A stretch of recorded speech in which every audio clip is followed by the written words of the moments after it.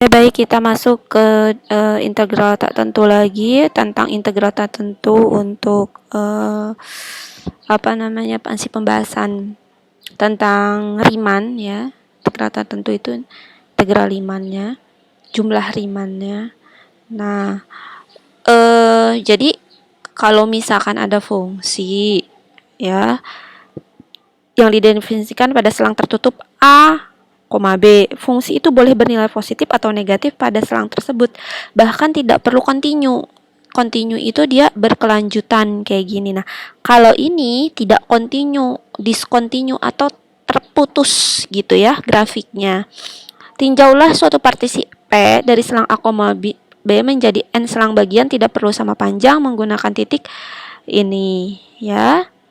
Andaikan delta X1 sama dengan X1 dikurangi X1 min 1, X1 dikurangi X min, kan 0 ya, di ini X1 dikurangi XI min 1, berarti X1 dikurangi X0, ini delta XI pada tiap selang X1 dikurangi I, X. Ambillah sebuah titik sembaran X1 yang mungkin saja sebuah titik ujung. Kita sebut titik tersebut sebagai titik sampel untuk selang bagian ke I. Sebuah contoh dari konstruksi ini diperlihatkan pada gambar 2 untuk N sama dengan 6. Kalau misalkan pembagiannya sampai dengan X6 gitu ya. Ini contohnya seperti ini. Ya, delta X-nya juga jadi pembagiannya sampai 6 partisi. Jadi 1 part, 2 part, 3 part, 4 part, 5 part, 6 part. Jadi ada bagian-bagian, ada 6 bagian gitulah. Maka penjumlahan Riemann-nya itu sigma Fxi kali delta Xi. Contoh kayak gini. Misalkan ada grafik kayak gini ya. Nah, maka penjumlahannya itu penjumlahan ini kalau disuruh dicari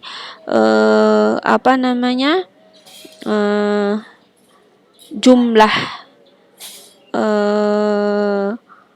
suatu segi 4 di bawah sumbu X ya, gitu ya. Ini jumlah area 1 ditambah minus jumlah area 2 karena dia di bawah sumbu X ya. Pokoknya yang di bawah sumbu X negatif.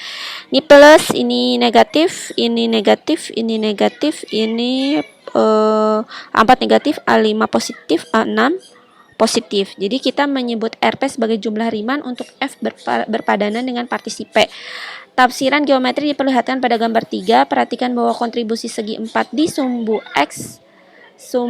X adalah negatif dari luasnya karena kasus ini Fx kurang dari 0. Jadi kalau Fx kurang dari 0 itu selalu negatif gitu ya. Pokoknya luas daerah di bawah sumbu X itu negatif.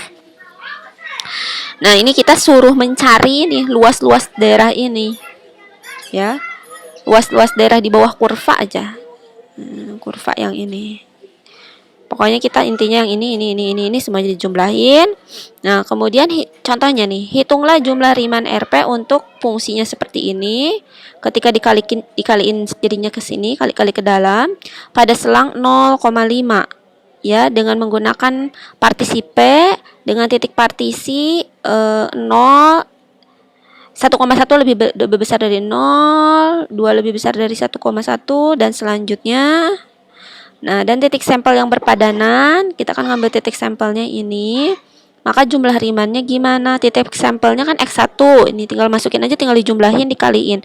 Titik sampelnya X1 0,5 kali delta X. Delta X-nya itu tinggal 1,1 dikurangi 0. Delta X yang selanjutnya 2 dikurangi 1,1. Delta X selanjutnya 3,2 dikurangi 2. Delta X selanjutnya 4 dikurangi 3,2. Delta X selanjutnya 5 dikurangi 3,2. 5 dikurangi 4, 5 dikurangi 4 ini ya. Terus ini masukin kalau X1 0,5, delta X1-nya berapa? X2-nya 1,5, delta X2-nya berapa? Sampai segini ya, sampai ini. Nah, kemudian dikali-kalikan, udah hasilnya seperti ini. Jadi gambar geometri yang berpadanan dengan hasil ini terlihat pada gambar 4 gitu. Jadi luas daerah di bawah kurva ini adalah hasilnya ini gitu. Kemudian silakan kalian latihan ini ya.